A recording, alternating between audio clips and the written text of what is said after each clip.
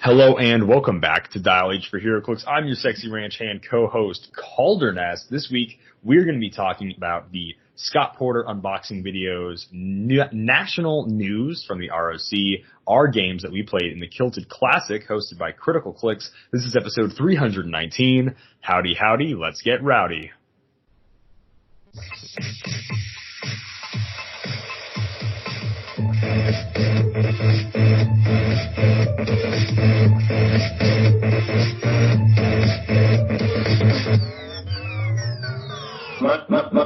My stuff. Dial H for Heroclix is brought to you by CoolStuffInc.com, where you can find cool stuff in stock every day, including all the latest Heroclix singles and sealed products. Make sure to check them out at CoolStuffInc.com. Joining me in the studio, like always, is my nemesis, Simeon Bruce. What's going on, Simeon? Not too much, you know. Didn't die of heat stroke this week. Kind of felt like I was gonna. So. It was in the 90s here. What was it down there? It was like mid-90s. Mid-90s? I don't know what the humidity level was, but it reminded me of being in Florida, where like I was I just wish it would rain. Like it would be overcast, like 95, completely overcast, still getting sunburned, and I was like, please just rain. Please give me some wind. Do something. Yeah, a little bit. So like in the winter, it's like it wouldn't be so bad if it weren't for this wind. And then in the summer, you're like, man, I would kill for some wind right now. And that's just how it be sometimes. Yeah. Like every week, we like to start off with what made us happy this week. Simeon, what made you happy this week, my man? This week, what made me happy was not dying from heat stroke. I survived. No, just kidding. What actually made me happy this week? Yeah, not death. Makes me happy, I guess, every week. Yeah, but I was hoping for a bit more than that. We'll get to it in a little bit, but okay. What made me happy this week was some figures that I've been saying, man, I really wish that like we'd get those. It's such a shame that they like skipped them. I really wish that they'd be in this set, but they're not. I hope we get them down the line. And then WizKids graced us with some sweet 3D renderings. So. Okay. Yeah, we're gonna talk about that. Those bad boys and girls in news here. It was quite a lot of things that made me happy this week. I had a great week. I love it when I have a great week. I love it when I don't have to sit at my computer and be for like 10 minutes be like, man, what made my existential dread go away? Well, what was the thing this week that I can say on a podcast, make myself look like not a boring person, whatever. But no, I had a great week this week. There were so many amazing, beautiful things that happened, and I loved it. In the play I am currently doing rehearsals for, we did our first off-book Act 1 night, and I was pretty close. Only screwed up like 2 lines, so I was very happy about that. I went out, if your neighbors need help, you help them. And I was working at this guy's place. They're very German people. I'm not going to go into any of the stories. It would be like a Patreon exclusive podcast. But I had a hilarious time. They're great people. I love them. The work was hard, but they made me lunch and dinner every single day. And it was awesome. And then just the overall dinner conversation was truly a blessing in disguise. I'll leave it there. And then I also dropped a ton of money, wasted a lot of money, on a EarthX Captain America resin statue, but it's like the most beautiful thing I have in my collection right now. It cost me a little over $200. It's a little over a foot tall, and it's just really heavy Captain America EarthX statue made in 2002. By Alex Ross and Jeff Jarrett or some name like that, who helped sculpting and painting of it. And it's just a beautiful statue. And then as soon as I showed that to a fellow collector, Chad Birdsall, an all-around dummy thick player, he instantly sent me an eBay link to a bronze version of the statue, which is even more rare. And I may or may not have also bought that. That's also just such a beautiful statue. Being slightly more rare, it was also slightly more money. But man, once you buy high quality toys, like I literally have a collection of like all the Endgame McDonald's toys, right? And they bring me joy. But like this one, I didn't even know that was a thing. Yeah, it was a pain in the butt trying to collect all these, and I'm still missing a few, right? But I literally went around to McDonald's all throughout. Whatever, that's a different story. So yeah, like I have like literally the cheapest of cheap toys in my collection, and now I have really an expensive statue.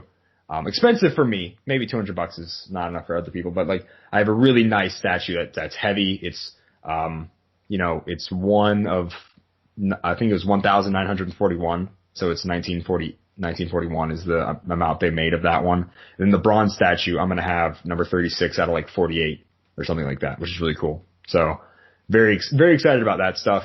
I also got a WWE shop order, and it was like Christmas. It was beautiful. I got a WWE shop order in where I had my Stallion Battalion shirt, my original bro hat. Current news for Matt Riddle. I think I'm going to hold off on wearing those in public for a while.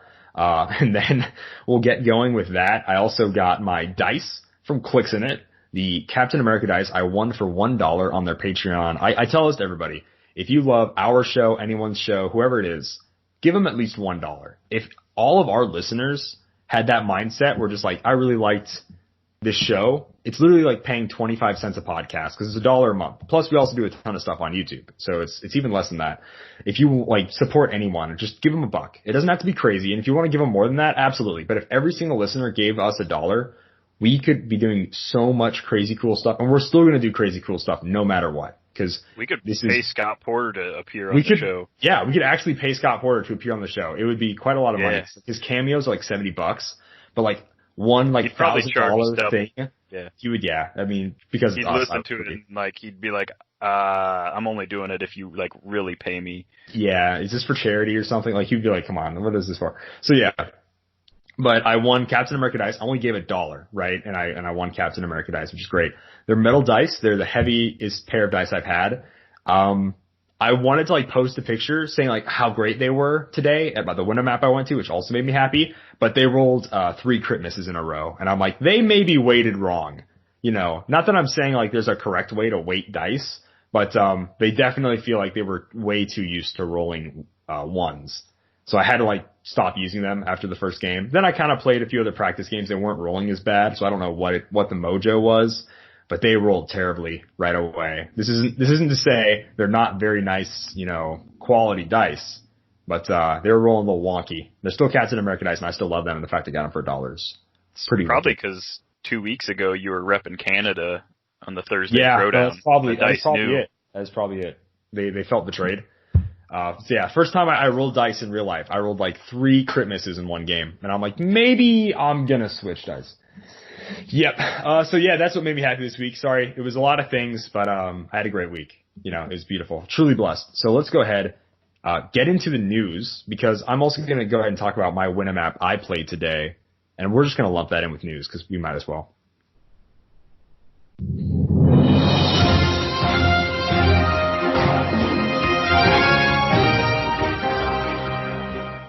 The Winamap app was held by our great friends in Wakefield, Nebraska. We had about 12 people play today.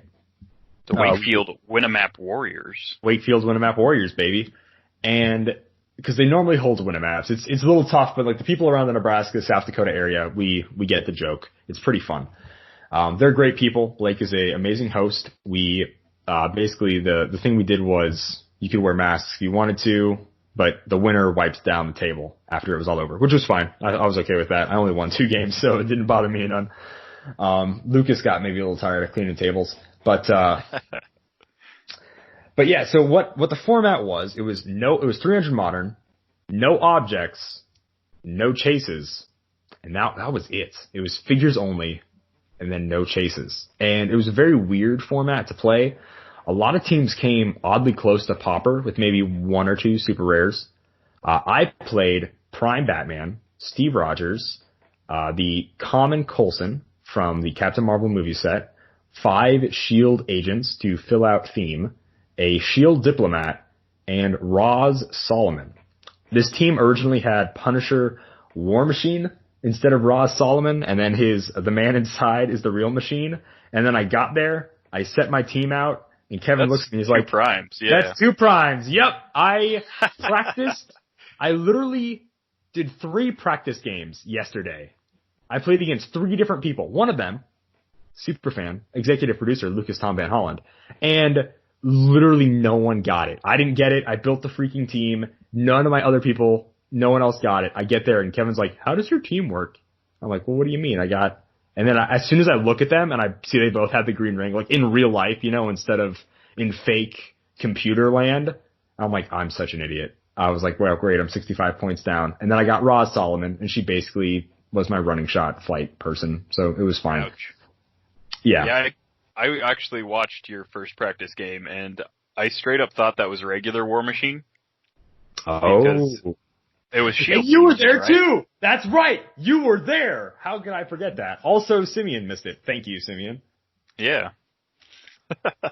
Yeah. So anyways, that was really fun. I went 2-2. Onslaught is probably my new Mary Marvel. I hate Onslaught so much. Every time I had a chance, I had the best SEAL team at Nationals, Rocktober last year, and you can argue with me all that, but I think I had like the most beautiful synergy out of anyone there. And I didn't have the right maps. I didn't ask for the right maps, and I didn't even think about Onslaught. Because I almost never played against him in a battle royale. I really didn't play that much Onslaught before then. And Onslaught like destroyed, took my map. To be fair, on paper, Onslaught, like to me, I'm sure there's some people that saw like the potential.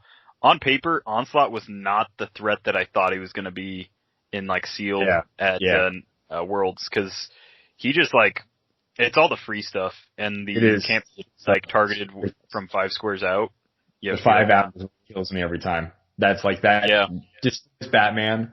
The only reason I beat the other Onslaught I had to face today is because he got close enough where, so the whole strategy, someone's like, well, your team doesn't make any sense.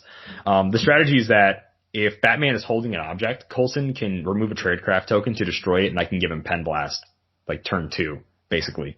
Only bad thing about Batman, he doesn't have sidestep, so I have to do a move action to pick up an object, which is just awful.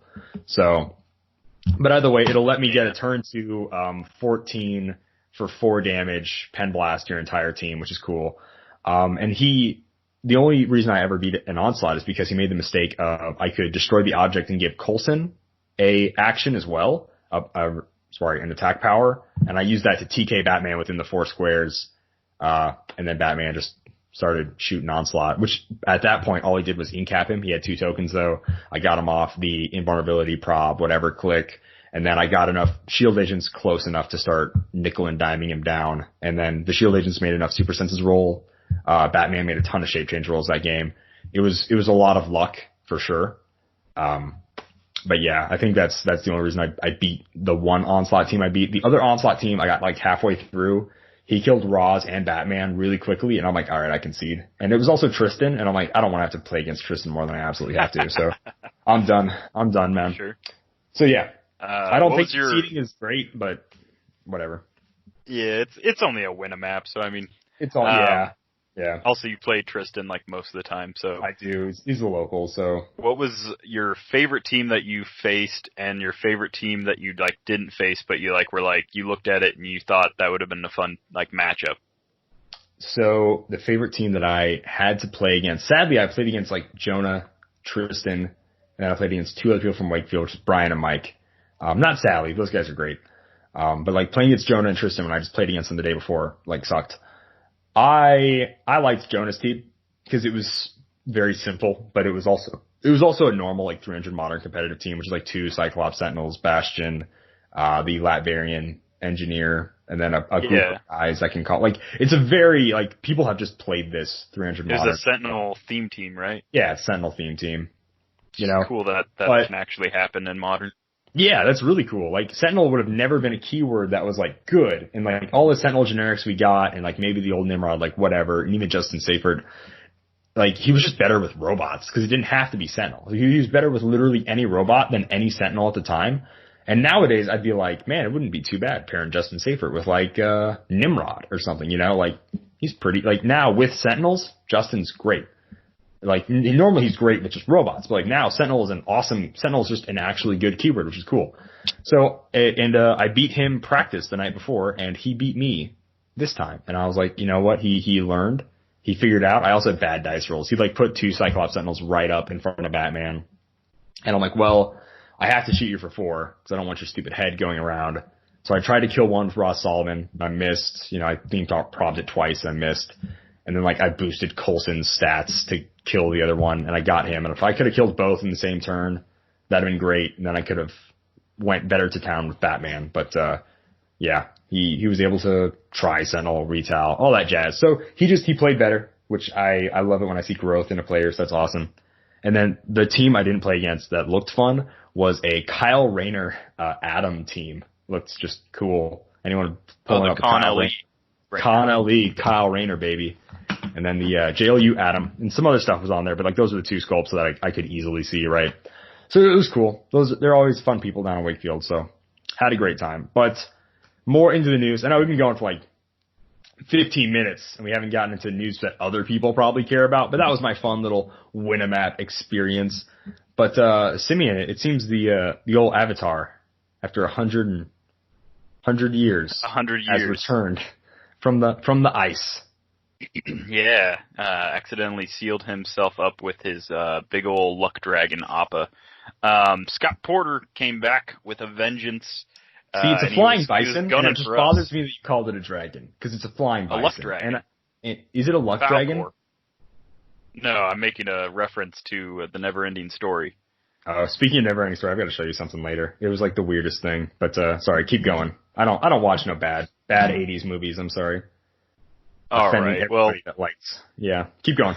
Keep going. Scott Porter, the only person that is qualified to play Mark Spector in any adaptation of Moon Knight. He came back. He did some unboxings for us. So we just realized we did not do anything for day 3. Not sure how we spaced that, but we've got day 1, day 2, 4, and 5 up on Facebook for the most part. So day 1, he shows the Fast Forces. Day 2, he shows them again, but with the cards this time. He found them, ladies and gentlemen. Yeah. Then day 3, the figure that I was not most excited for, but kind of like, inside I was most excited for, was number 054 Wolverine. So this guy comes in with the Fantastic Four, Weapon X, and X-Men keywords. Not a whole lot going on. Real name James Howlett. Who would have guessed? He's got 3 traits and only 1 special power. So he's unique. He's 75 points. His first trait is a new kind of fantastic teamwork. When Wolverine hits with a close attack until your next turn, other friendly characters with the Fantastic Four keyword can use Flurry. Now, Flurry is not like the greatest power in the world, but it's the only standard power that allows you to do 2 attacks in a row. I remember planning teams around the Tigra Chase from AI because she could grant Flurry. There's also like a few call-ins that could do that. And so like Flurry is one of those things where with the right like setup, if you can, and all this Wolverine has to do is hit with a close attack, which is what he does best. So if he manages to do that, and you've built a solid Fantastic Four team around this, like your Ben Grimms with like their 11 attack, 4 damage maybe or something. They can use Flurry with charge. Any of the people in this set who aren't normally Fantastic Four but have the keyword, and you pair them up with this guy and they can Flurry all of a sudden, it's pretty cool.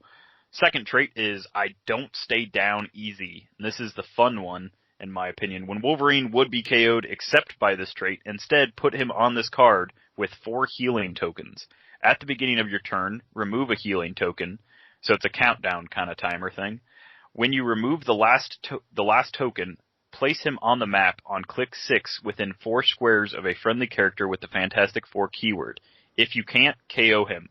Protected Pulse Wave. So this is going to be, not only is it going to take him a while to weed through this Wolverine's dial, hopefully at least, it's probably going to be fairly late game, and it's going to take 4 turns for him to pop back up. So there's going to be a good chance that you don't have any Fantastic Four to place him next to. But there's also going to be a good chance that time gets called before he gets scored. So it's just 75 points that your opponent doesn't get a score, and that's not terrible. His last trait is one that's kind of shared throughout. It's the new Fantastic Four, Passenger 1, but only to carry characters with the Fantastic Four keyword. Once per turn, when Wolverine is carried and placed adjacent to 2+ opposing characters after resolutions, he may make a close attack. And then again, when he makes that close attack, if he hits, it gives everyone Flurry. So his special speed power that he has for his first 3 clicks is Charge, Flurry, Sidestep, which is very reminiscent of the XXS Super Rare Wolverine, who also had access to those. He also gets When Wolverine KOs an opposing character after resolutions, remove an action token from him.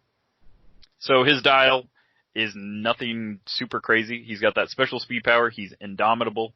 He's got 2 clicks of 18 defense with toughness, 11 attacks with blades, his whole dial.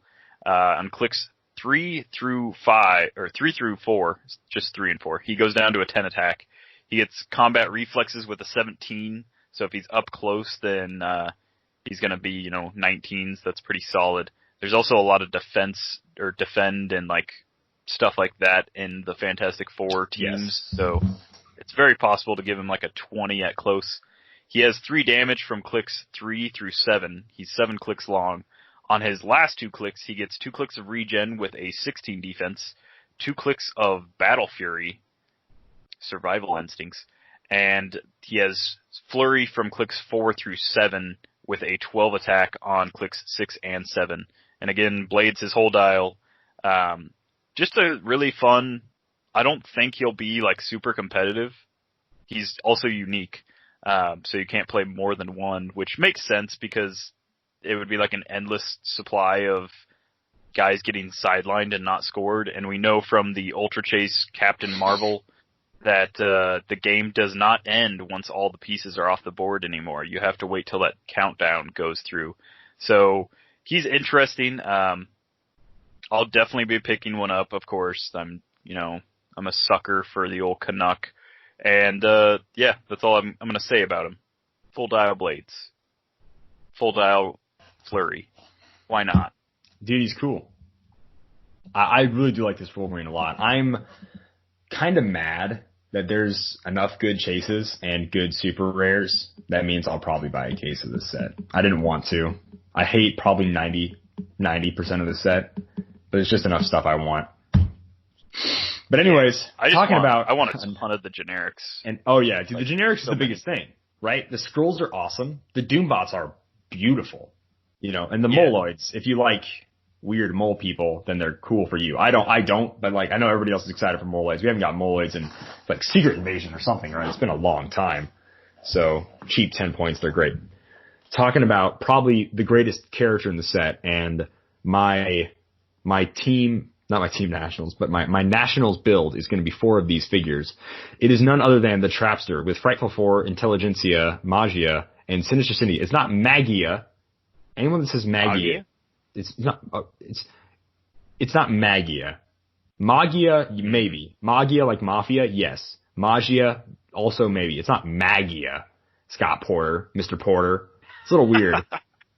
I would go like Magia, like Mafia. Cause it's based on Mafia, obviously. It's a crime thing. So anyways, Sinister Syndicate and Scientist. The Trapster, aka old Paste Pot Pete, never wastes the paste, making his return to Heroclix since Sinister. Been over Super 15 happy. years. It's beautiful. Not at all disappointed that Calder beat me with this figure when I had a clear advantage. Not at all upset and hating this. Didn't hate him before. Actually enjoyed the character. Ever since Calder beat me with him, I now despise the character. Yeah, good. Stay mad. So, clocking in at good 75 points, Minions of Doom team ability, 6 range, triple bolts. I love it already. He's got 2 traits. Frightful 4. Hasta la Pasta Insect. Or Hasta la Pasta. I don't know how he's supposed to say that. I imagine it's Hasta la Pasta, or Hasta la Pasta, or Hasta la Pasta. I don't know what the joke is. Imagine Arnold Schwarzenegger saying it. Hasta la Pasta Insect. Like, imagine that comes from Paste Pot Pete, and he shoots you in the face with a glue gun, and you suffocate. Imagine that being the last thing you see on this sad earth. So it's real dark, but yeah. But I mean, like, that's the end line, baby. Unique modifier during your turn. Opposing characters modify defense by -1 for each attack made by a character with the Frightful 4 keyword that's resolved that turn. Doesn't affect first attack, obviously. It has to resolve. So, dude, if you have, like, whatever, by the time you make your third attack, right, they're -3. Or by the time you make your fourth attack, they're -3 defense. That's awesome. That is freaking cool. I love that. That I am a huge fan of. 300 point Combined game with with 4 the actions. rest of the Frightful Four, like some of like the traits, it's real good. Dude, the Frightful Four is like a legit casual team. Like, awesome. Like, they are freaking solid. His next trait is Nope, always been the Trapster, which is just plasticity, kind of shying away from his original days of being Paste Pot Pete. Old Peter Petruski here doesn't want to relive those times, I guess. I don't know why. It's freaking hilarious. And then his special attack power he has for his entire dial. He has some running shot, sidestep, late dial, perplex, barrier on his last 4, willpower for his first 2. He has a beautiful, chef's kiss, 12 attack value top dial, which I just love. And it's, the special attack is, things are about to get real messy. You know what I'm saying? The paste, baby. Incapacitate period when Trapster uses it. You may generate a paste marker in each hit target square. Characters occupying paste markers must break away as if they were adjacent to the Trapster. When no character occupies a paste marker, you must remove it. So, like, you can keep making these as long as people occupy them. They can just be under people. It's beautiful. It's very similar to the superior foes, like web marker kind of things. Nice. Yeah, it's great because he's a better Spider-Man than Spider-Man is. Triple target, 12 attack, beautiful. Yeah. Yeah, I love it. So definitely that's a better the Trapster. Spider-Man than the common we saw. Yeah, that's Paste Pot Pete there. So I won't talk about him too long. That's it. That's all I need to do. Just get that off my chest. I literally couldn't find another character I cared about besides like the 2 Simeons talking about to talk. But I love Paste Pot Pete here. I'm so glad he's back. So keep going. Sorry, I interrupted you. The next character that we're going to talk about, he's one that actually, you know what? Let's wait till next Friday to talk about him. That's what I was thinking. We should wait till next Friday. I agree. Yeah, we don't want to talk about him when people want to talk about him. Let's wait. Let's wait. Okay, so my pick then, Earth X thing. We're just going to jump to that. Right? Yeah. Yep. We'll just skip this one. Yep. Yeah, let's just skip it. Okay, I think that's enough dead air. You can actually talk about it. We're not going to do that. We actually like you guys enough to give it to you when you want it. Yeah. That's not so this, of course, I fell for the trap. I thought with a title character Reed Richards, they'd give us a title character Doom, but instead we got God Emperor Doom. So this is, of course, the mastermind of the Battle World series. This is the big old boy. The guy that set everything in motion. He captured the stars and rebuilt the universe. His sculpt, in my opinion, looks real sweet. Scott Porter did like a big go around of all the effects. The cape's all shiny. His white on his outfit is all super shiny and stuff. And so I enjoy that. But let's get on to his dial. So he comes in at 300 points, 200 points, and 100. God Emperor Doom, real name Victor Von Doom, of course. He starts with his 300 point dial, because I'm not going to get into his lower point dials. No one wants those. He has the Minions of Doom team ability and the Power Cosmic team ability. So top dial, he is 9 range, 1 lightning bolt, flight symbol. He is 12 speed, 13 attack with Pen Psi. His 12 speed is running shot for his first 2 clicks. His defense is a 20 with Invincible, which I think is pretty decent. He's also got 5 damage with Prob for his first 2 clicks. I don't know if anyone needed to know 5 damage is pretty solid, but it is. And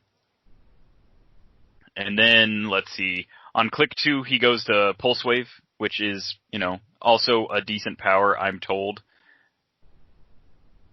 And then on click 3, he gets his special attack power, and this is the Wrath of Doom cannot be ignored. Close. Make a close attack. Other characters can't use powers during this attack. So it's a very reminiscent of Surtur, and there's another character, the Green Arrow, that could get rid of. He could just delete defense powers when he hit. So it's very reminiscent of that. He has a couple of traits here. We'll get into them here. The first one is, and do you have an Infinity Gauntlet now? This is what he said to Black Panther, of course. So this is what he said to Thanos, of course. No. No? No? Yeah. Thanos didn't have an Infinity Gauntlet. Am I He wrong? erased Thanos. Yeah. Okay. It was Black Panther that had not just an Infinity Gauntlet, but an Infinity Gauntlet native to, like, the Doom's Head part of Battle World, because they were all, like, separate universe, like, melded together kind of things. Yeah. So this is free. Choose an opposing character within range and line of fire. That character can't use the effect of equipment until your next turn. So that's pretty solid. I like that. 9 range, line of fire. He does see through hindering and out of adjacency for targeting. So it's, you could see someone in stealth and, like, tell him, like, no. He doesn't get this till click 3 on his 300-point dial. Click 5, which would be click 2 on his 200-point dial. And then, let's see, click 9, which is click 2 on his 100-point dial. He's of 11 clicks long. He only has 1 KO slot. His second trait is God of Battle World. When establishing theme teams, God Emperor Doom gains all Battle World keywords. He has Leadership, Perplex, Colossal Stamina. When God Emperor Doom uses Perplex to target another character with a Battle World keyword, you may instead modify the combat values, except damage, by +2 or -2. I'm a little offended by this one. That bothered me too. I hated Battle it. World. I hated it. It shouldn't be what all the Barons can do.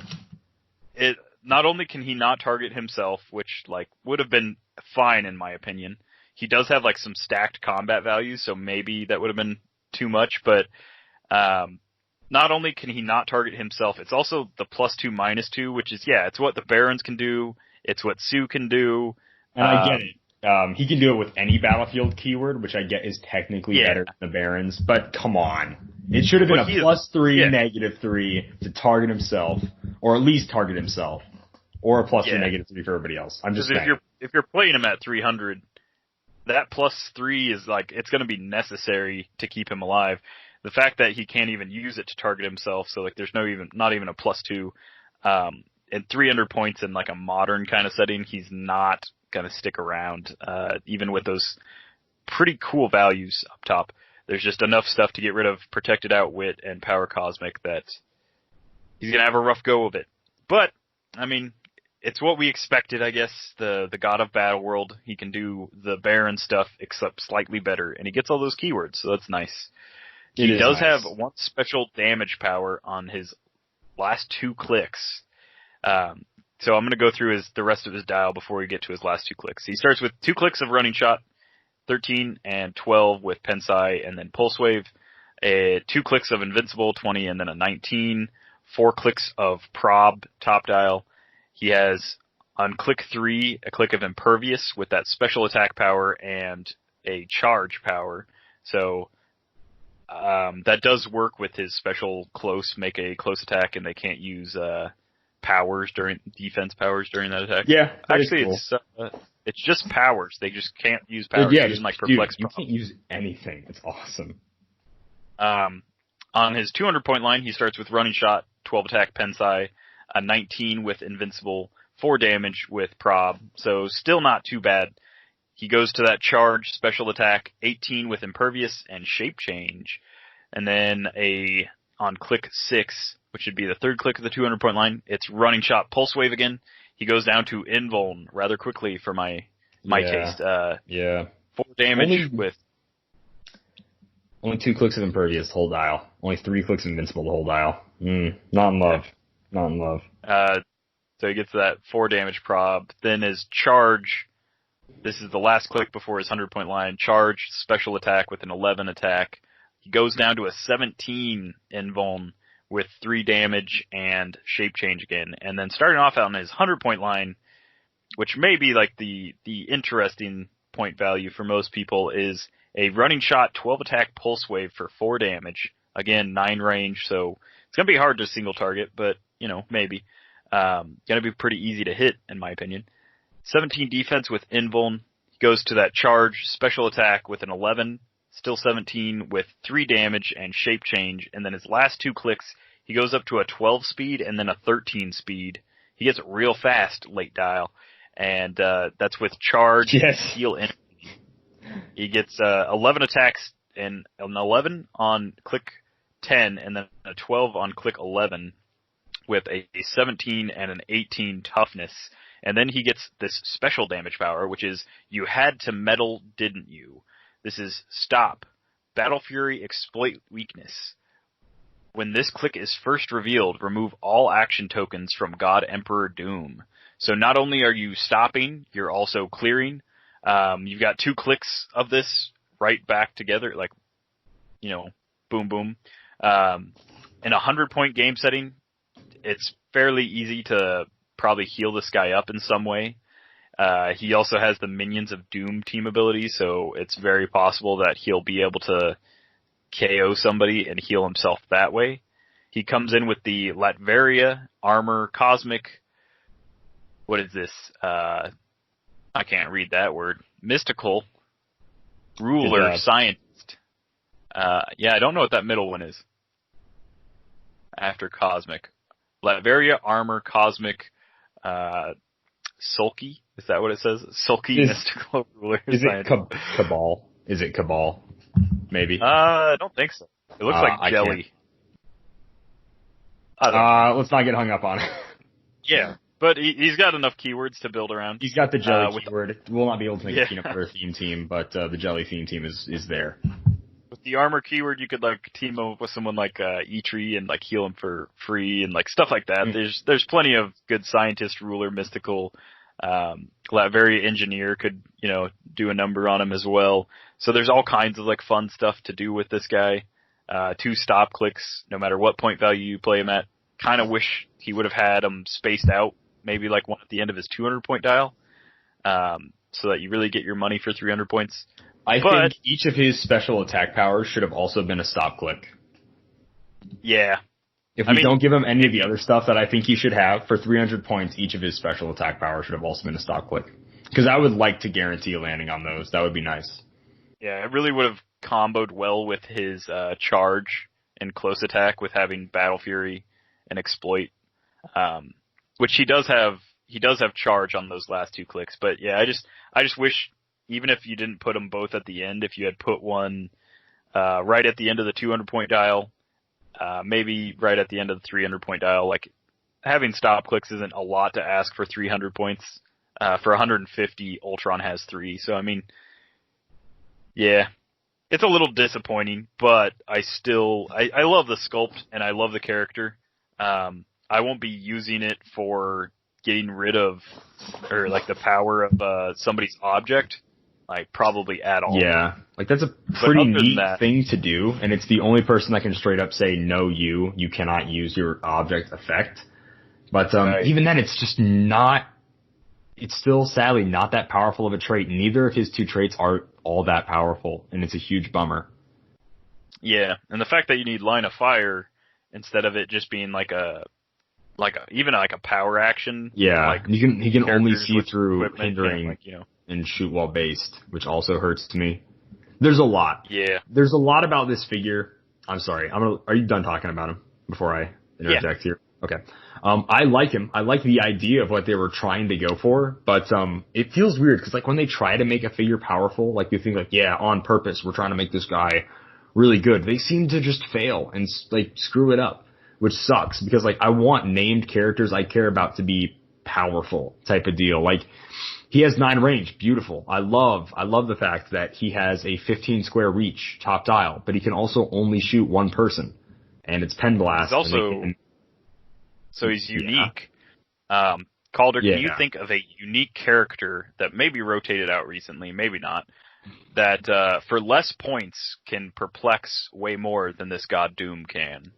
I can think of a certain unique character that may or may not be a super rare.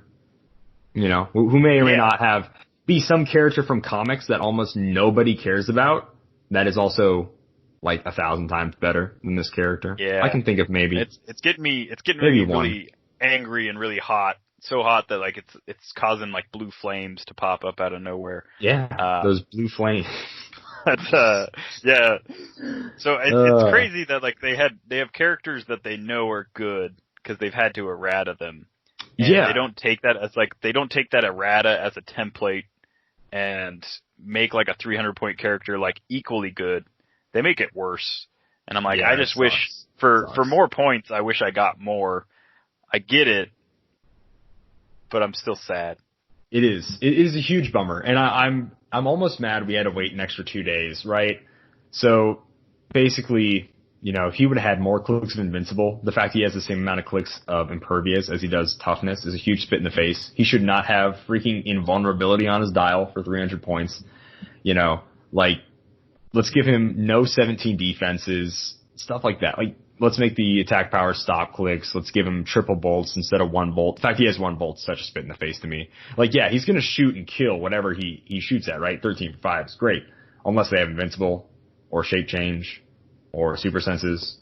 You know, like it's God Emperor Doom, man. He should be able, like, one-man armies of one-man armies. This guy should be it.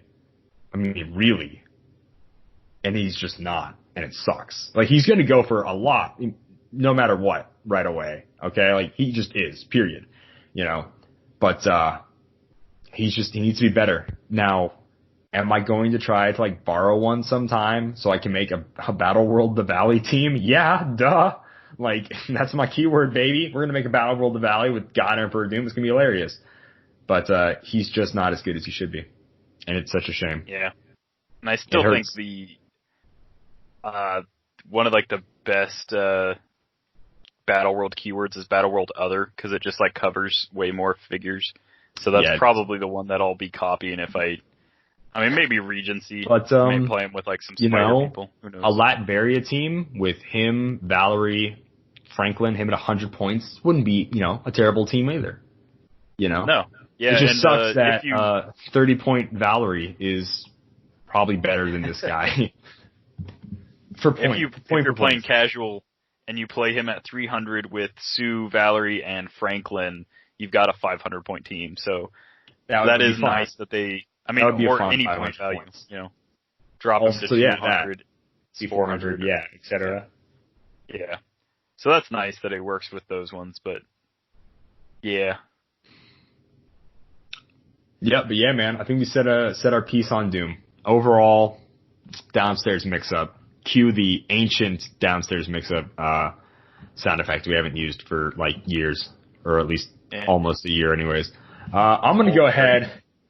Yeah, dude, old Greg. Who doesn't listen to old Greg?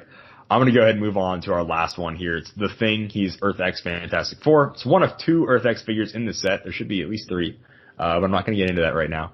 He has 2 traits, Buzz and Chuck. So we've seen the Buzz and Chuck bystanders. We know what they do. At the beginning of the game, you generate a Buzz and a Chuck bystander. If your force is a Fantastic Four theme team, they have autonomous, which is cool.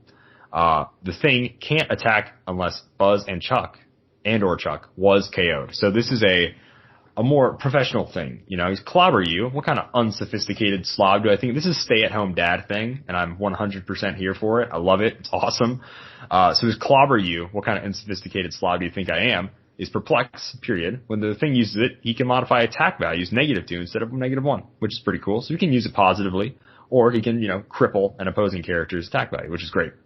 And then he has Defend and Invincible, which is his defense power, special defense power. He has his entire dial. He's 50 points. He has no special combat skills at all, no range, Fantastic Four team ability, but he's perfect for how he was in Earth X. He has Sidestep with Super Strength. His 19 defense top dial, which is beautiful. I love that a Fantastic Four theme team now has Buzz and Chuck, and they're going around, charge, throwing stuff. You know, it's going to be sad when one of them dies. Sure, I'll cry. I'll shed a little tear for Chuck there. But then the Thing can come in. Jeez. Probably Buzz. Maniac. I don't know. I haven't decided. Maniac. And then he sidestep his whole dial. He's an 11 attack his whole dial, 3 damage his whole dial. It's awesome. He starts some Super Strength, goes on to some Quake, starts to Empower, goes on to Close Combat Expert. So right away, he's giving you Empower. Maybe he's picking up moving objects type of deal with Super Strength. You know, he can turn 1, equip you with them heavies. That's pretty sweet. And he's got a 19 defend. And you pair that with Wolverine, you're a 21 from close. Love it. I love it. Yeah. So I absolutely love this thing. He's got a sweater vest. Not a sweater vest. He's got a sweater. He does have to sacrifice one of his kids before he can make attacks, but he can just die naturally. Why do you gotta sacrifice his kids, Simeon? Jeez. Jeez, monster, dude. Yeah. I can't remember if his kids have the Fantastic Four team ability, but that would also be, like, really good. I don't believe they do. I doubt they do. But the fact that they're autonomous and it's a Fantastic Four theme team is freaking awesome. Like, come on, that's awesome. Yeah. Like, so that's looking great. at their dials real quick again. So we've got Buzz, who is a charge, 10 attack, 18 defense, super strength, 18 with impervious, and then 2 damage with empower. No special combat symbols. They do have a 4, so yeah, they are Fantastic Four. Baby. And then there it is. Chuck with the sidestep, quake, 18 impervious, and 2 damage close combat expert. They're good. So, yeah, they're great. You do have that Fantastic Four. Points, you get 2 attackers, and then when one attacker dies, you still have 2 attackers, and the thing comes in. It's and awesome. you get a heal. And you get a heal, so it's great. The Fantastic Four team. Yeah, 4 team ability, baby. For a 0-point pog. All right, that's enough about the Scott Porter unboxing. He doesn't know where to find cards. He hid God Doom from us. Not in love with Scott Porter. I still love the guy. He's charismatic as all get out. He's awesome. He's hilarious. He has great knowledge on comics, but man, hiding that Doom, that hurt. That hurt, baby. That hurt a lot. Let's go ahead. We're already 45 minutes in. So, Simeon, give us a quick spiel about good old the Realms Open Championship Nationals tournaments that are going to be being held here coming up in August. So, as you may or may not have noticed, Origins didn't happen in the normal kind of way, but we still have a potential way to play in a national championship if you were so inclined. So, the ROC is hosting the ROC Online 2020 National Championships. There's single competition, which is August 22nd and 23rd, 12 p.m. Eastern Standard Time. And then they are doing a Team Highlander National Championship, which is going to be the next weekend, August 29th and 30th, also at 12 p.m. Eastern Standard Time. If you don't know what Team Highlander is, it is 3 people making 3 different teams. No figures can copy across the 3 different teams. So you can't, not only can you not have multiples of the same figure on one team, you can't have like a copy of it on your teammate's team. So even if it's sideline, so you got to be careful with the build on that one. Yeah. Don't have a ton of information about the event itself other than the date, time. Not sure what pricing is going to be. I've heard that it's top 16. It will be $30 for entries in the single national championship if you want to play figures in singles. That's 300 modern, of course, and then it's going to be a $90 entry, $30 per teammate for the Team Highlander. 3 teammates, $90, $30 a piece. So that's the basics of what we actually know. It'll all be hosted on the ROC Discord channel. I think Alex Coos, is that who? I don't remember. Yeah, he's pretty much in charge of the ROC around there. I'd say okay. He's the BMOC, big man on campus. Yeah. So if you have additional questions about stuff, he's probably the best to get with. Now, I know what you're thinking. You're thinking it's online. Do I need to have the figures? Can I just play whatever I want? Well, got a nice little post that I'm not gonna read the whole thing because, to be honest, I don't want to get a headache right now. So basically, you will have to send in your build with a selfie. So in order to do this, I've suggested several methods. You can tape the figures to your face. You can wear a hat and place the figures on top of it. You can just hold them all in one hand somehow. Hopefully you don't have any colossals because it's going to be heavy. You're gonna need a selfie with it though. They're gonna need to see your eyes and your forehead wrinkles for identification purposes. The old retinal scan, that kind of stuff. Make sure you're not a synth for people playing Fallout 4 like me. So yeah, you're gonna need to take a picture with yourself and your team. And let's say you don't have some of these figures. Well, you're gonna have to get a friend who does. They're gonna have to take a picture of themselves with their team that they're letting you borrow, and they can send that in as well. Apparently, I'm not reading into it too hard here, but I think if you are borrowing figures out, you can just take a picture of yourself. Again, selfie required. You can take a picture of yourself with all the figures that you're lending out, and then just let the ROC know which figures are going to, so they can keep track and make sure nobody's, stealing a bunch of brainiacs or copy and pasting pictures, the animals that they are. WizKids has to make money, They are broke right now. And gonna go bankrupt. Gonna go, you just gonna copy go up. and paste pictures. I know Photoshop's hard, so if I lend out any figures, which I'll be trying to do for this event, I'll be trying to lend stuff out. If you're a listener and you need some figures for this event, I probably have it. Maybe not. Will you give them like $2-3 off, maybe?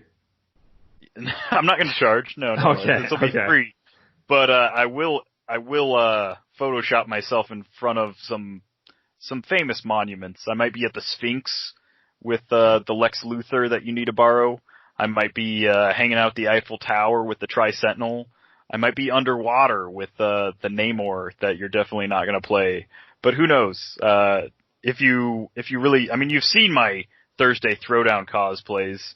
So if you want to borrow a figure, I'll do my best to not only cosplay, but also be in front of something really impressive when I take the picture. So, if I ask to borrow Lex Luthor, will you shave your head? No. I'll wear a bald cap again, though. Bummer. That's fine. I'll do a full one this time, yeah. That's all the information that we've really got.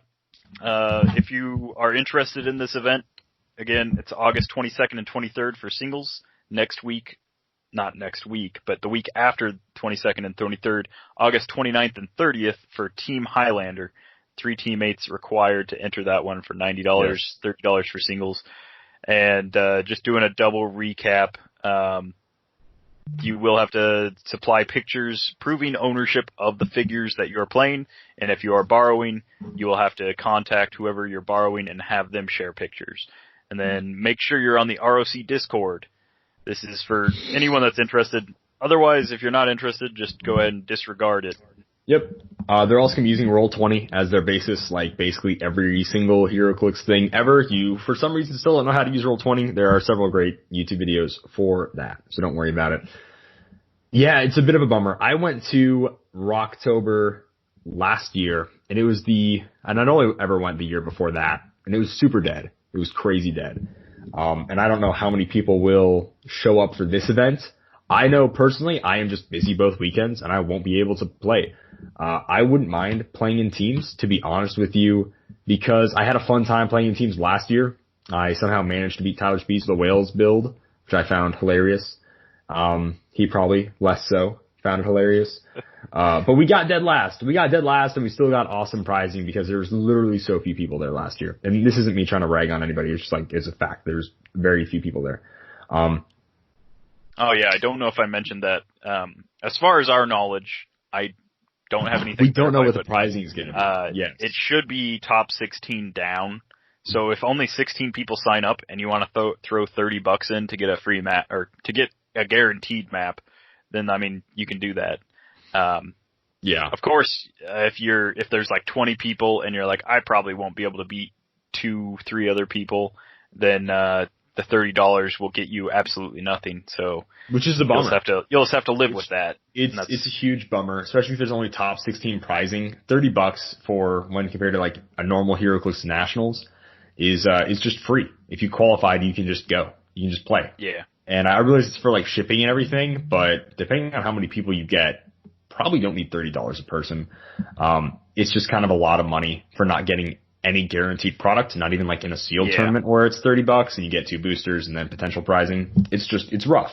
Yeah. It's rough. I feel like there could have been a better way to do the pricing for it. If like maybe we like got some people willing to like enter or like got some interest generated so we had an idea of how many people and then priced it out according to how many people seem to interested. Because $30 a piece. I feel like another tournament that has 110 people playing in it might have more players than the ROC Nationals. So that's just my opinion. I would tend to agree. We'll see. But we have to see how it shakes out. Obviously, we don't know. Do you guys somewhat of a scale for prizing? For teams last year, they got a sealed Star Trek set, the one that had Q Prime in it, whatever gravity feed that is. I hate Star Trek. I couldn't bother to learn their names. It doesn't matter. But the good one, the one that had Q Prime in it, the winners of that team, each got a full set of that gravity feed, which is pretty cool. So like that's solid prizing. Was there any gravity feeds that came out this year that would be worth it? No, because there weren't any gravity feeds, but, a full set of F4 would be pretty darn amazing. Same thing, a full set of Justice League would be amazing. I wouldn't even shake a stick at a full set of Captain America, even though I have it, and I kind of hate the fact that I do. Well, depending on like what the map is, $30 for a map if you can make top 16 is not a bad deal. Not terrible at all. So yeah, we'll have to see. I would be hesitant to sign up until I knew what prizing was. But if you're just like, yo, this could be my shot for a Nationals championship title, hey, by all means, man, go get it. Go for it. I'm not going to stop you. But I'm busy both of those days. I won't be playing in it. I wouldn't even have hated to be honest with you. So that's enough about that. I think it's at least something is happening. At least there's an online tournament. It was a little weird, some of the choices they made, but you know what? People are trying to figure things out. We're in a new blah, blah, blah. So benefit of the doubt, lots of benefit of the doubt. They're doing the best they can, I guess, with what they got. I'll just leave it there. Kind of same thing with got unimpressed. Speaking of tournaments. Speaking of not liking 300 Modern, and I won't be playing in the singles, let's go into the 300 Modern teams that we played against in the Kilted Clix Classic. Triple C, I think. I don't know. There's a K thrown in there. Thank goodness it's not too many, though. Don't worry. Not too many. Good Lord, not too many. Just enough. That's enough. Let's cut that. Let's axe that. Let's nip that in the bud as soon as we can. So, good old PJ Bolin, I believe is how it's said. Ran a tournament. It was basically every round, the figures on the winning teams would get banned for the next round. And it shocked me how small the ban list kind of was for the winning round. I think it truly showed how not as diverse the meta is that we think type of deal. Yeah. You know what I'm saying? Do you want me to go into the ban list for round one before? Not super crazy in depth. Maybe like, okay. Yeah, go into it. Just go for it. All right. I'll just go real quick. So we've got Tri-Sentinel, and a lot of these figures were Jason Wingard sideline because they make bystanders. So we've got Tri-Sentinel, Starro, some classic kind of stuff that has won previous games. From the Fantastic Four Cosmic Clash, the Latverian Engineer is gone. No other figures from there. The Black Widow Chase and all of her recruits and things that she pulled in. The Prime Batman, Dr. Fate, from Justice League Unlimited, Ace, the Atom, Lex Luthor, pretty much all of the chases from Justice League Unlimited. I don't think any of them were spared this round. And then I think only 2 of the chases from Batman Animated Series were spared this round.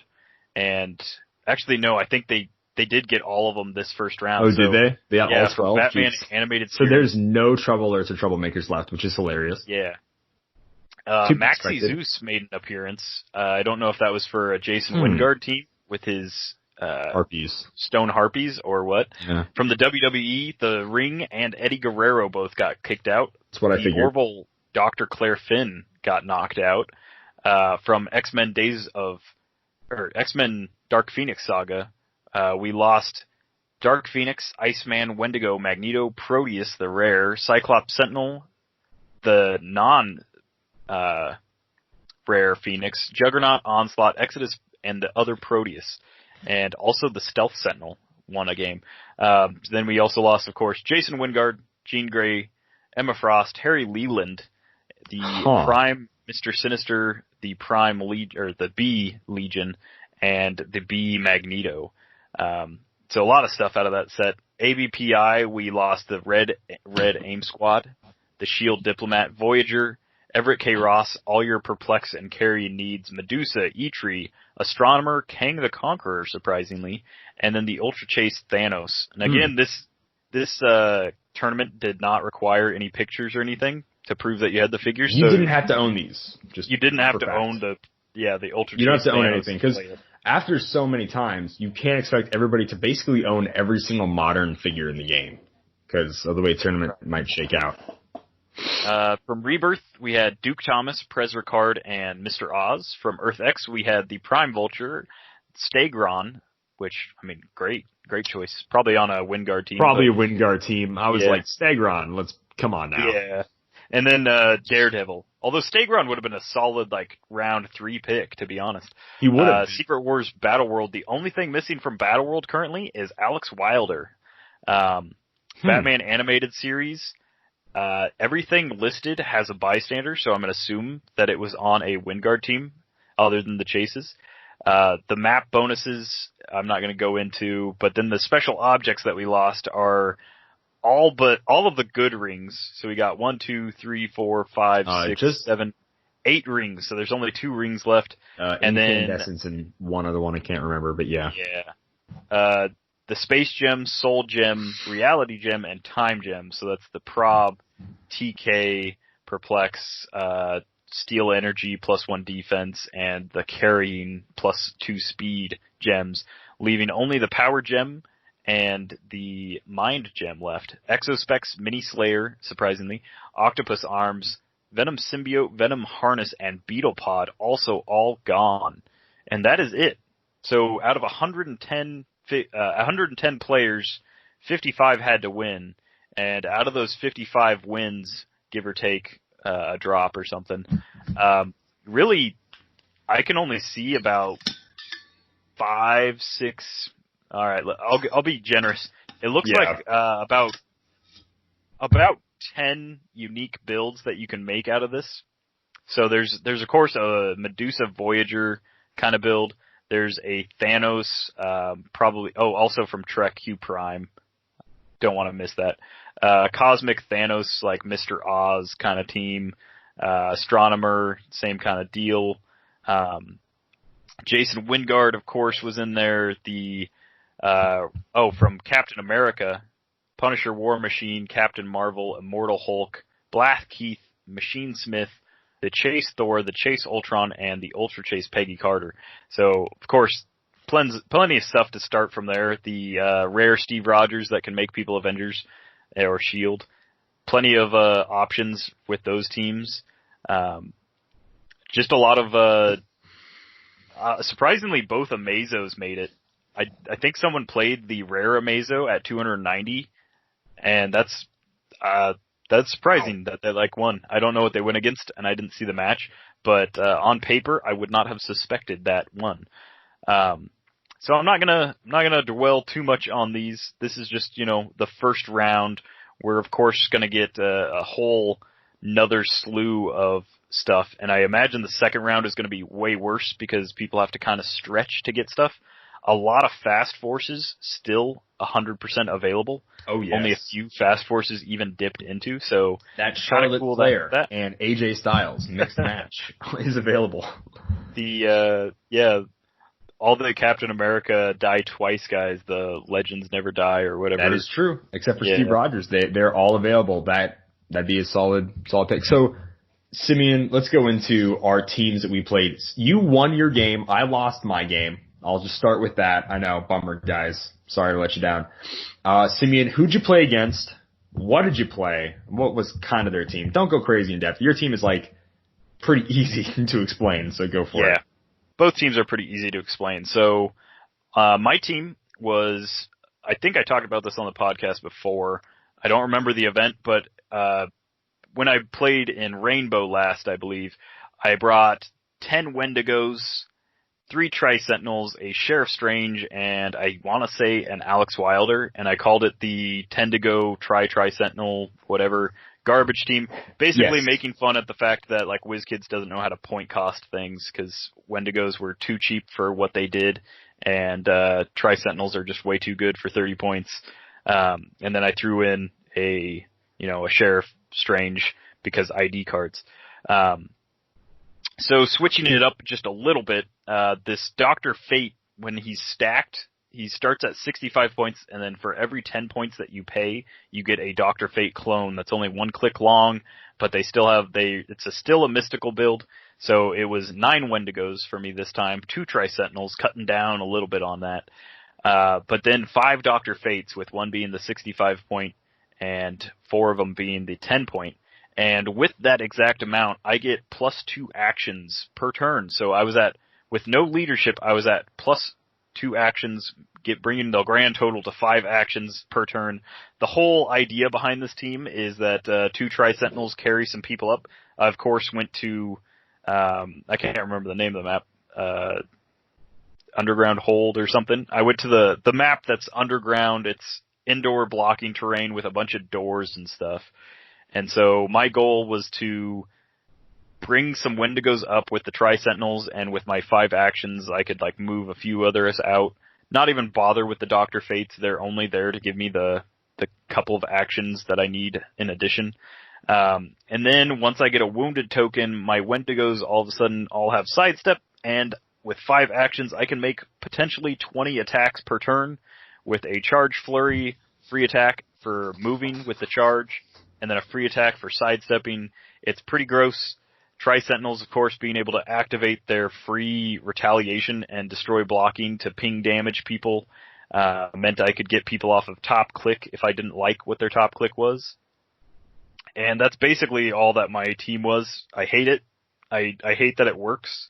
Going into it, I was afraid of going against a few teams. The double Captain Marvel, Black Widow teams were kind of scary because of the stop clicks and the decent stats and the outwits and all the free damage they do.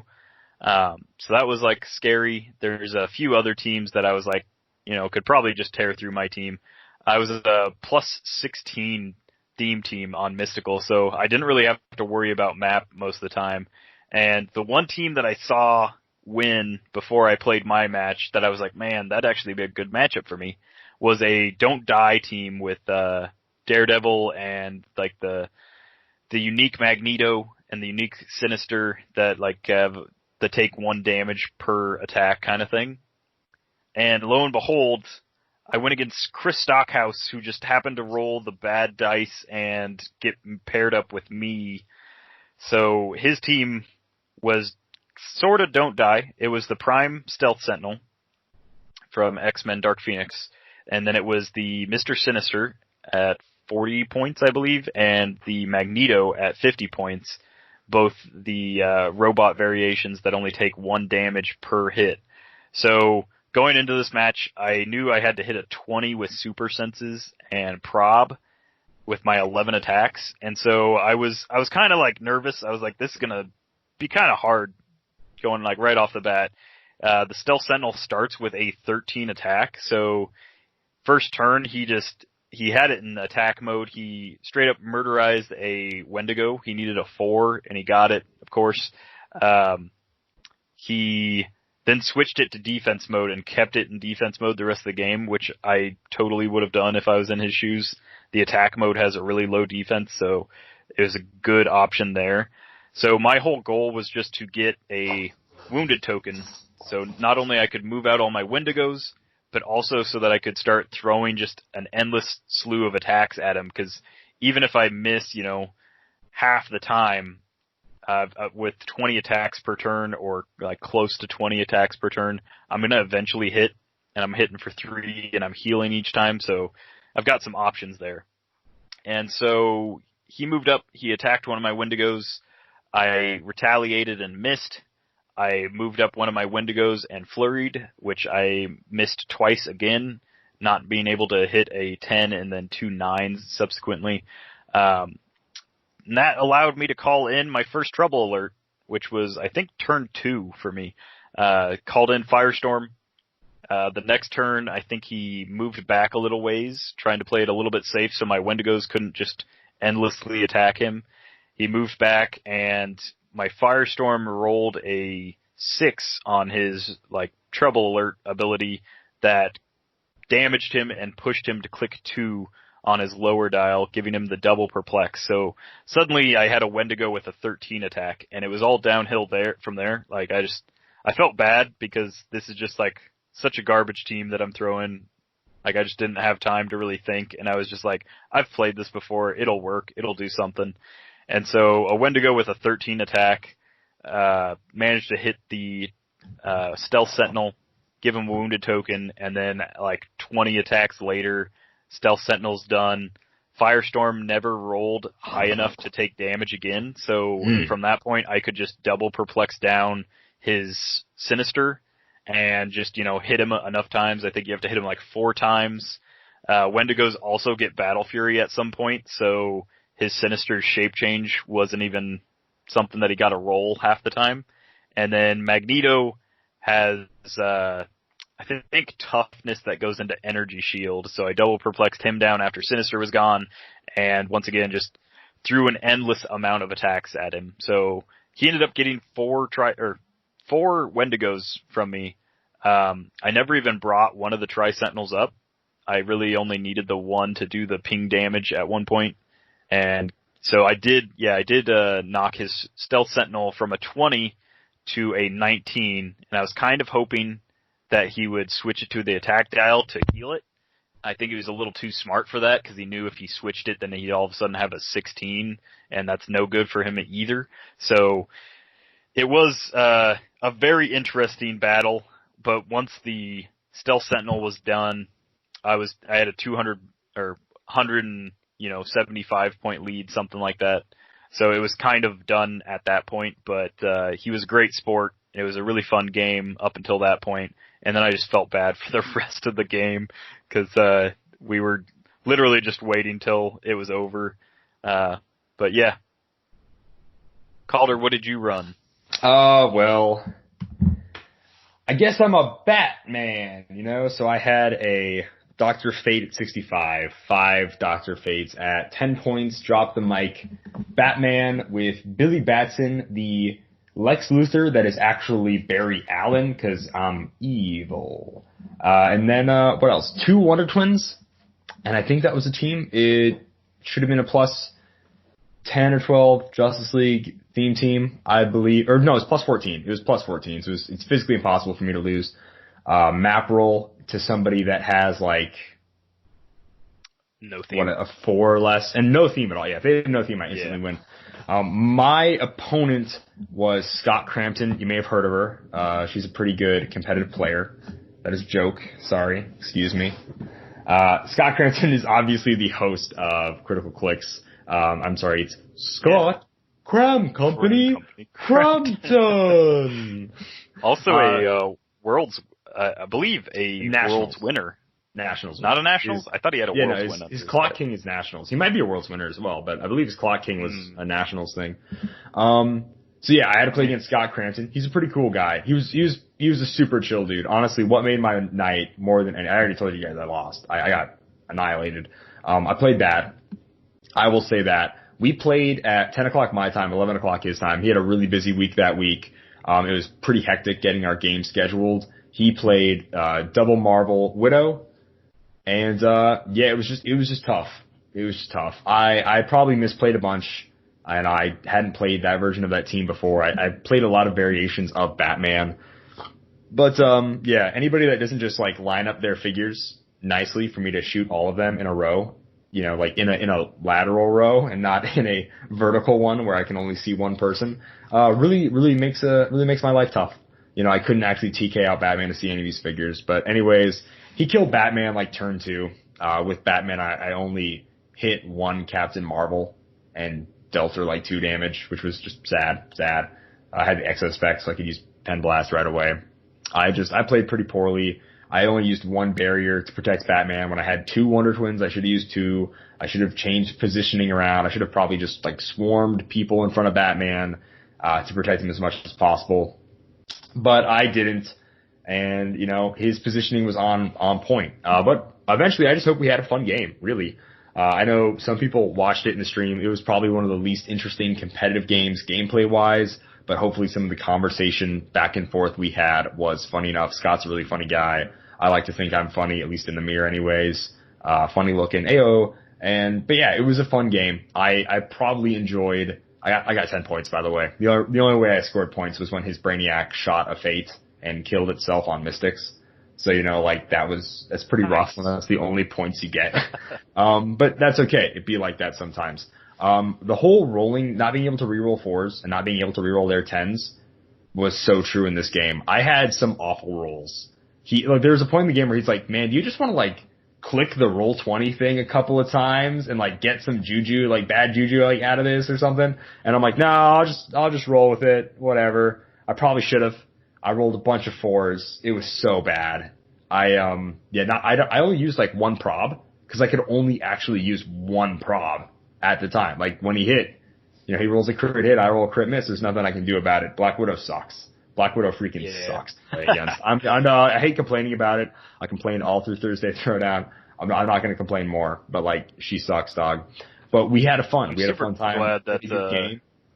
I'm just super glad that it's gone. That like we don't have to worry about it for round 2. Yeah. And I can't wait to see what more band stuff there is. But yeah, I lost the game 300-10. That's the way it be sometimes. But we had a great conversation. Honestly, what also made me happy this week was like the 30-20 minutes that we just talked after the game was over. He's a really cool dude. We just, we had a lot of cool things to say to each other. He was an awesome guy. I've never like had a real sit down. I think I played him once before, but never really had like a real conversation with him. And he's a super cool dude. See, if you watch my video, I will be uploading that at some point. But it's really uninteresting. If you notice, like, during Thursday throwdowns, there's nothing on the line, and I'm not worried if Calder's, like, upset at how long my turn is taking. Clearly, if you've watched any of them, you realize that. I take forever on my turns. But in the competitive environment, I really want to give my opponent, like, the best chance that they can get. So I try and, like, rush my turns, and I try and, like, really, like, analyze things beforehand so that I know what I'm doing, like, the next turn. And so when I'm playing in like competitive kind of situations, there's almost zero banter because I just like, my mind is like thinking about like, okay, what do I need to do? And then, I'm really bad because I haven't played recently in any kind of, modern stuff at all, like in probably 4 months now. I haven't played in any like really modern kind of like teams. So it took me forever to get through my turns. It felt like, you have a lot of stuff to do on your turns, and it takes a long time as well. And as soon as I get a wounded token, I have to try and keep track of how many Wendigos have sidestepped, and I have to try and like be like, oh, should I have carried that guy? Should I have moved this? Blah, blah, blah. At one point, I moved a Dr. Fate up to push him the next turn, and then I decided not to push him for some reason, and I still don't remember what the heck I was doing with that, but yeah. It's a lot of stuff. I think in the subsequent rounds it'll be a lot more fun because it'll be more inclined to like the pace and the kind of teams that I'm used to, which is garbage. We're going to be stuck with garbage pretty soon. Yeah, no, absolutely. So that was fun. Kilted Klassic is pretty cool. I love the tournament. Love that PJ's hosting it. Love the whole thing that they're doing. So anything else you want to discuss about the tournament? We kind of talked about. If you want to see my game, go check out Mr. Clixo on YouTube. David Clone's a really cool guy. We've had him on a guest on the podcast before. Go ahead and subscribe to his YouTube channel. Check him out. He'll be streaming more of these games. If you're curious to see with the ban list what the quote-unquote meta is once certain figures are gone. So that's really cool. Let other figures shine. It's pretty sweet. And then, like I said, we're going to try to upload Simeon's game here whenever he actually wants to give it to me in the Dropbox, Simeon. And then I'll get that uploaded. I'm sure at some point, like, we'll both be out. We'll both get knocked out of the tournament. Oh, I guarantee it. But I'm still going to follow it because... Don't act like me and Simeon are going to make it to the end. Yeah, I'll be surprised if I win my next game and I'm not out already. Okay? I can't wait till, with you folks. We're in the finals, and like the final matchup is like Ed Mercer from the Orville set with like some Klingons and I don't know, like Toad from X-Men Dark Phoenix Saga. Like that's just what like I want to see. Like that's gonna be awesome. And that's the best part about this whole tournament in the ban list. It's gonna be hilarious, yeah. All right. Last thing in news, WizKids just like later today. Good lord. Yeah. We got an image from the Twitter. Calder, do you have this image pulled up? So we've got the two Moloid kids, and early on in the Future Foundation, one of the Moloids got like decapitated, but he didn't die, so he's just like a sentient head. Yeah, this is weird. Still, I was yeah, looking like at it, and I'm dark. like, this is super dark. But he's smiling, so I guess it's fine. And these Weird. outfits are from when Johnny Storm, quote-unquote, sacrificed himself in the negative zone with a Nova Blast. And so the classic, like, 4 is gone, and they have this weird, like, what's the name? Like, Aperture Science kind of looking outfits with, like, it's like this weird triangular kind of thing. It's like 3, like, pentagons or something on their chest. And then all the Future Foundation kids have, like, numbers, or I think Franklin's got, like, a Franklin or something on his chest.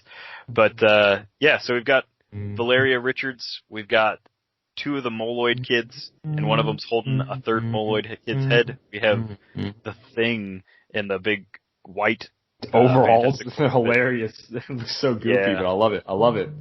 And then, Calder, do you know who the last character is? It's someone that you've been wanting for a while. Do you know who that guy is with his finger pointing? Is that okay? So I'm like, this looks like a bad version of the Human Torch, but is this Wyatt Wingfoot? No. Oh, dang it. All right. I have no idea. It's not Wyatt Wingfoot. It is. You can call it a bad version of the Human Torch if you want to, but this is none other than Jim Hammond. Is it really? Yes, this is all new Invaders Jim Hammond when he joined S.H.I.E.L.D. So okay, that's a Captain America S.H.I.E.L.D. look with the logo and everything. That's Jim Hammond. That's Jim cool. Hammond. Yeah, this is awesome. Wow. From the all new Invaders run when Cap and Bucky come, like he gets attacked by like some Kree people. He's trying to be like low key mechanic dude. He gets attacked by some Kree, and then Cap and Bucky come in and they're like, "Hey, we're getting the Invaders back together." And he's like, "I'm in." Is that the one where they bring back the old Vision too? Is that the Invaders run? I can't remember. But they bring back Spitfire, right? The vampire fire chick. Yeah. Okay, I think I might have one book of this, which is why it makes sense I didn't recognize this dude. That is awesome. So I wasn't excited at all before. I'm like, whatever. He's not lame Human Torch, by the way. He's the Human Torch, and he's 1,000 times cooler than Johnny Storm. Now I'm excited. I didn't know Jim Hammond was going to get made. That's freaking cool. Yeah, I thought I really wanted to go over this, but I wanted to wait to tell you until just now because I knew if you didn't notice from like the sculpts, because it's a very new outfit. It's very new Invaders. I don't remember when that came out. I think 2000 and I don't remember 2019 maybe 2018. But yeah, it's a very new outfit. So I like as soon as I saw it, I was like, that's not Johnny. Man. That looks like the Human Torch. Besides Namor, Captain America, and like Bucky, we haven't had an Invader since Agents of S.H.I.E.L.D., and that makes sense. I'm excited now. Oh, that's awesome. Oh, that's freaking cool. And that's the last of the news. Dang, you're blowing my mind. I had no idea who it was. I'm actually excited now. Oh my gosh, that's freaking awesome. But we don't, I guess the other part of the news is we have no idea what this is for. They dropped these 3D sculpts. We have no idea if this is like an LE set, if this is a like summer kit, maybe like an actual full set, a gravity feed. We have no idea where these figures are going to pop up in. And I guess from that, do you want to go into good old Teemu? Yeah, let's go ahead and talk about Teemu here. He brought something up that was really interesting that I had kind of forgotten about, really. So he goes in and he said earlier today, it's bringing up the Game Trade magazine about how we saw more sculpts from the Fantastic Four set. But I didn't realize this when we saw the entire set spoiled on WizKids' website. But there are 3 different recolors of the Cosmic Clash starter figures, which is Sue Storm, Mr. Fantastic, and then the Black Silver Surfer, right? So it's the Captain Universe Sue Storm and the Reed Richards Alpha. And now he's like looking at the set and he realizes like, these aren't in it at all. And then we kind of look at these figures. There's no sculptor use with these figures. So we're trying to figure out where did these figures belong and where did they go? And our assumption is it's probably the LE figures that were going to be used or some kind of figures, whether they be LEs or whatever. I don't know. for the Galactus events, the Galactus summer event. Geez, Simeon. So it's interesting that the magazine said that these were in the Fantastic Four set, right? And they they aren't, So I don't know how much information WizKids gave them to write their article and everything, or if it was just hey, here's some figures or whatever. I don't know. But it's interesting. It does say the search for Galactus each month will have kits with new special figures included, and then the final month stores will be able to distribute Galactus himself. We're still not 100% clear on if there will be 2 Galactus styles. Oh no, it does say Reed Richards Alpha, Invisible Woman, Captain Universe. So yeah, we kind of saw this wrong then. So these are totally Galactus LE figures, as we will assume are these new ones. Gosh, Jim Hammond, that's awesome. It was Secret Invasion. It's the last. Sorry, I can't get past it. It was Secret Invasion the last time we got Jim Hammond, and he was awful.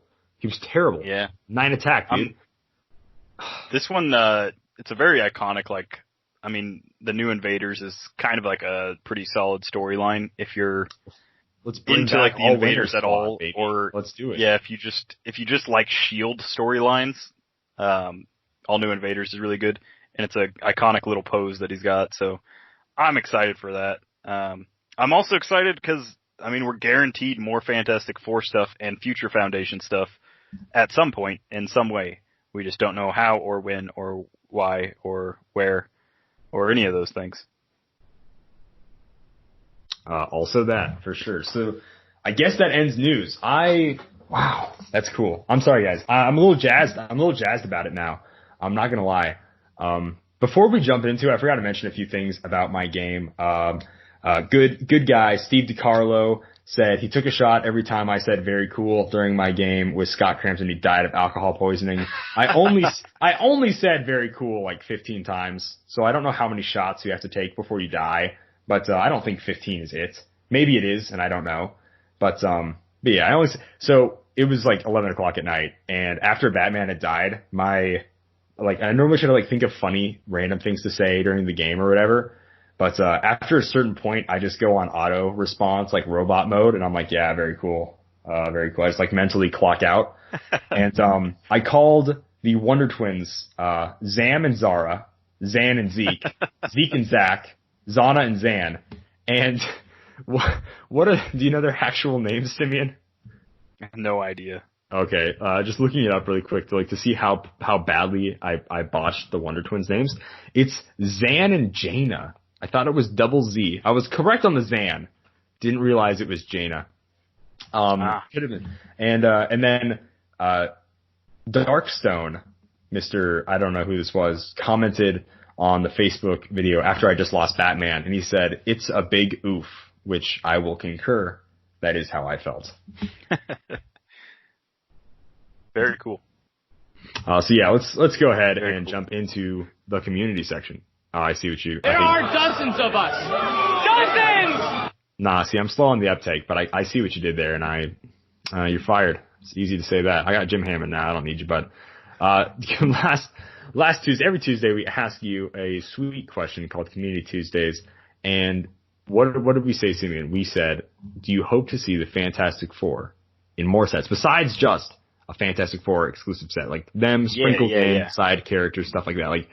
That's what we hope to have happen, but it could be an X-Men deal for the longest time. We don't see X-Men besides in an X-Men set. So do you want to see them intermixed in other Marvel sets? Give us the first 3. We're coming up on an hour and a half here. Just give us the first 3 on old Facebook. Yeah. So we got 6 responses on Facebook. I think most people, this was kind of a softball question, but most people just said 100%. Yes, of course, this was a no-brainer kind of thing. So first on Facebook is Rick Ryan, who said 100% would have been great to have had them in Battle World or the Avengers Black Panther Illuminati set. Would have fit right nicely. So I couldn't agree more with that one. I agree. We had Vigilante Jedi Legend said, without a doubt, so many incomplete story arcs, team-ups over the years. Yeah. DC superfan James Craddock says, I want all Marvel sets to be based on storylines. No more character/team themes. Grab the issue off the rack. There is your lineup and power sets. Done. I agree with this to a point. I agree with it, yeah. I can see it. Like, Superior Foes of Spider-Man was such a great comic run, but it wouldn't have filled out a full set, in my opinion. There wasn't enough to, like, fill out a full set. So I'm okay when, like, the chase theme is slightly different, or when they sprinkle in some other stuff in, like, smaller storylines. When it comes to the Fantastic Four, they could have just grabbed, like, the Hickman run, and there's so many different variations. Like, the Council of Reeds alone would be an amazing, like, sub-theme, or just, like, full theme, whatever. That's like, the Council of Reeds was done before the Council of Ricks for Rick and Morty fans, with high IQs. Oh, gross. Don't mention those people. I hate those people. Let's not. Pickle, funniest thing I ever saw.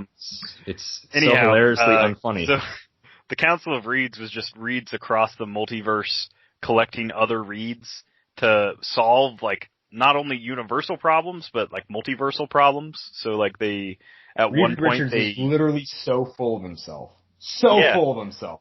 This is what you think you can solve. You can't solve your own marriage, dude. Let's stop before you think you can solve the universe's problems. Let's take a breather there, bud. The main 616 Reed was like, I can't be a part of this because I like my family too much. And all the other Reeds were like, ha, family. We save billions of lives a day. So yeah, who's the bad guy there? Yeah. I'm not going to make that call. But alright, no. I like that answer a lot. I think to a point, right? So if it's a summer event, War of Light, Fear Itself, it should just have, like, the characters that were the most important for whatever story, right? But if we're just making, like, a Black Panther set and we just based it off one Black Panther storyline, people are going to be upset that they didn't cover this storyline, that storyline, et cetera, right? So there's always going to be some win and lose with these sets, but at least some have characters that fit the storylines. Don't make a Captain America and the Avengers set and then make several super rares that are not Avengers nor related to Captain America. All right, I'm sorry, being salty. Let's go to Vigilante, whatever he is. Chance McCall, cool guy. A Secret Invasion update would be nice. The old ones were cool for the time, and scrolls seem to be a thing again. Oh yeah, scrolls are way better. I would love to see more scrolls for sure. Secret Invasion would be great. Yeah, I like the new team ability that is now beautiful legal. Team ability. Beautiful. Jeff Polier on Facebook says, when appropriate, sure. Examples would be Thing in a West Coast Avengers set, Mr. Fantastic and Invisible Woman in an Inferno-based set, and Human Torch in an Inhuman set. I'd love to see a Thing-based Marvel 2-in-1 set. That'd be a great set for the team-up card mechanic, but all of the required characters are the Thing. The super rares or chases could be duo figures that all include the Thing. I don't know what the last half of that was about. I must have missed if that's a comic reference. I don't know. Thing-based Marvel 2-in-1 set. If that was just like the Thing. I don't know how many teaming up with the different Thing people. has had. Yeah, but yeah, interesting. I'm going to go ahead for my last one. Old Jean-Luc for Anarchy here said, I just want a Thing with WWE powers, and I could not agree more. Some unlimited class wrestling figures with WWE exclusive powers. I don't know if we'll ever see WWE powers make it into the normal game, right? Because then they're in the normal pack. And that honestly kind of devalues WWE pieces a little bit, to be real with you. But a Thing that can choose powers, and then you can play him with WWE figures, would be pretty cool. A specifically wrestling style Thing that maybe doesn't get WWE powers, but has the ability to choose them would be pretty sweet. I think that'd be awesome. And that's my last one on Twitter. All right. Moving on to a Jedi Legend, Heroclix. Tip of the week. You don't want to sell me death sticks. I don't want to sell you death sticks. You want to go home and rethink your life. I want to go home and rethink my life. So he said, it's true. Despite being adjacent to a stealth opposing character, hidden and hindering, you can't outwit them because you cannot target them. It's pretty cool. But yeah, it's been like that forever, right? I mean, even before they changed outwit, I believe. So if you can't draw a line of fire to them, if you cannot target them, you cannot use outwit. You can punch them all you want, but you can't say, no, you can't use that thing or whatever. It's just the way it's been, and it sucks. In stealth in Heroclix, you have to pretend like stealth in Heroclix is not the same as like in D&D and other variations. you're not like truly hidden. You're just like very obscured, so they can't like shoot at you. But like if they're in the bush next to you, they can punch you. They might not be able to see what you're wearing to like be like, I need to outwit, his armor and figure a way to get through it. But they can still like hit you. They still know where you are. 'Cause it's hard to like, and I think they kind of get around this. This is a complete side tangent that has nothing to do with the Jedi Legend tip. So go ahead and disregard this. But, there's no way to like place a figure in hindering and be like, he's in stealth, and then just take him off the board and be like, hey opponent, where is he at? He's gone. Like you can't abase him because you don't know where he is. That's how it works in like some games where you just don't have that information.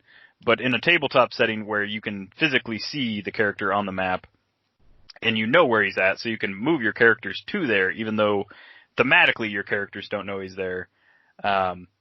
It just doesn't work that way. So I think that's why they have like that Batman that can hop between hindering. They've got a couple characters that can just pop through hindering. What's the other one that can do that from Captain America? Spider-Man. He can like bounce from like hindering to hindering.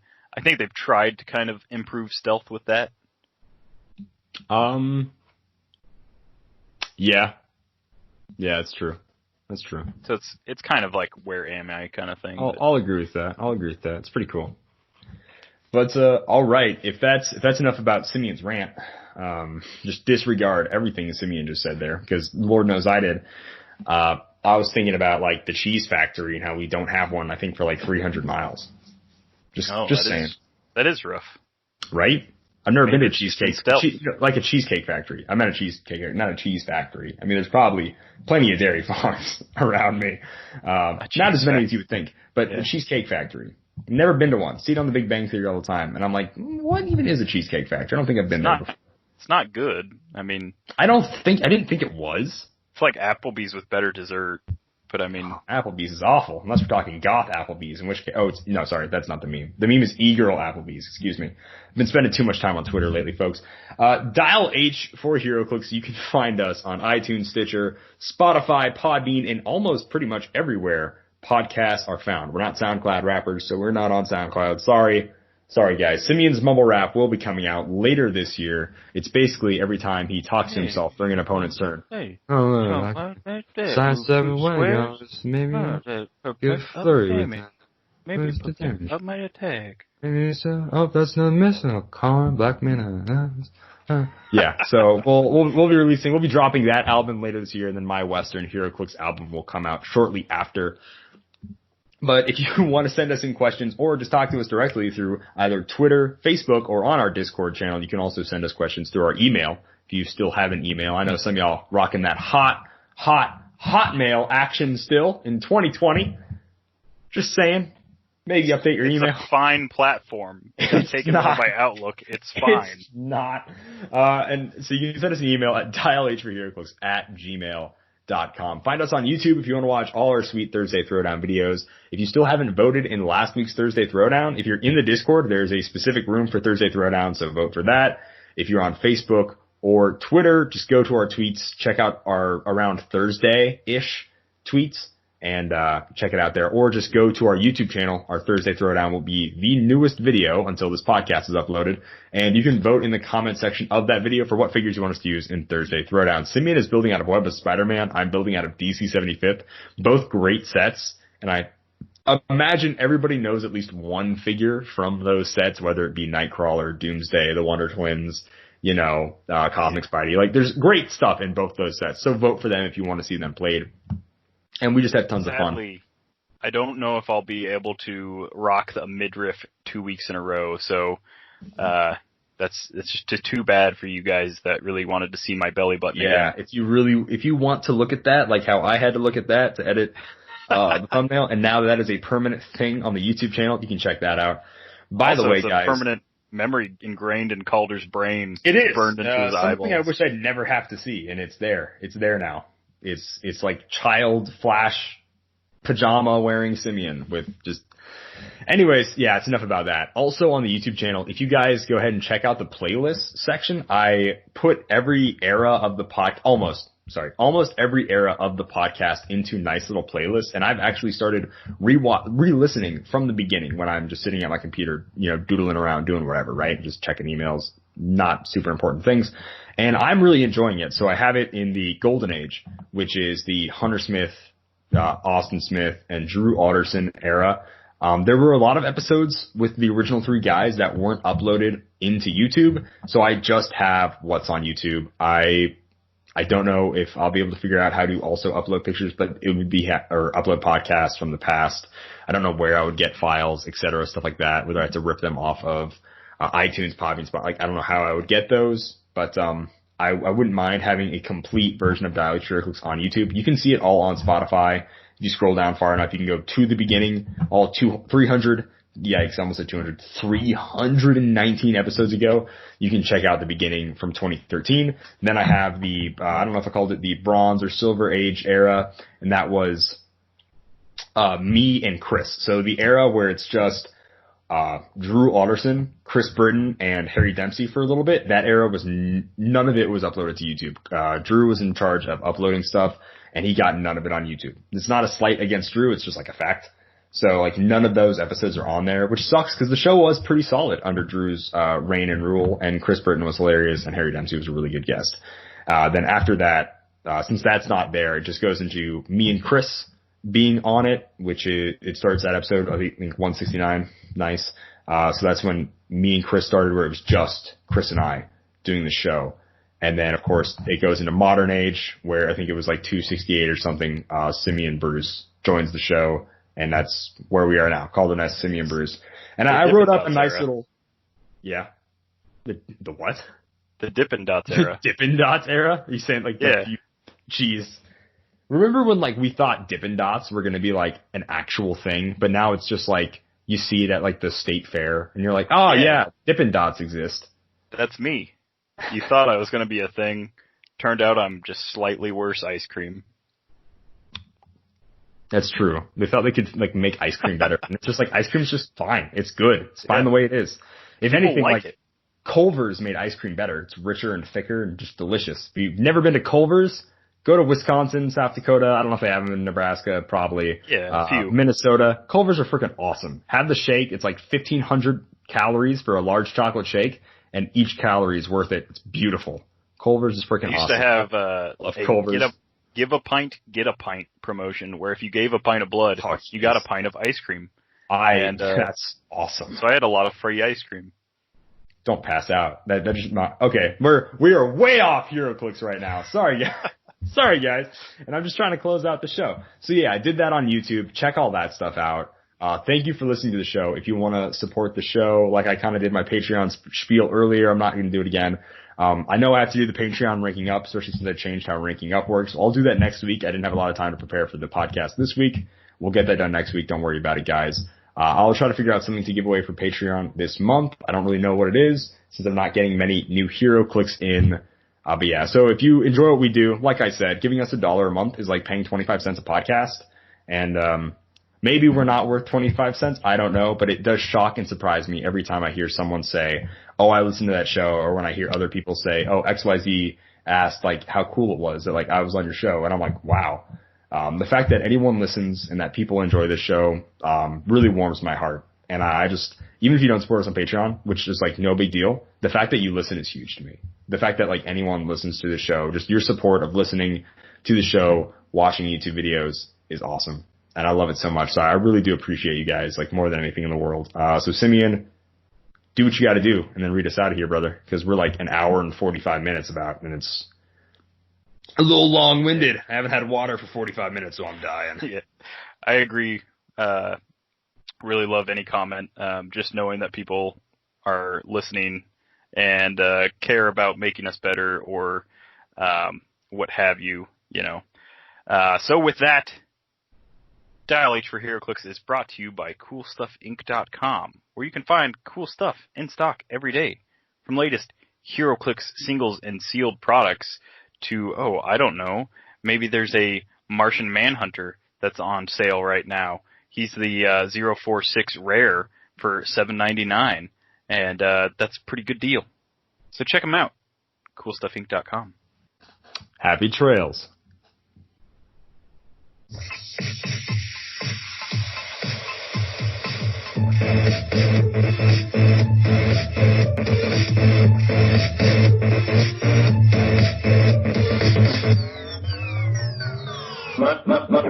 My stuff.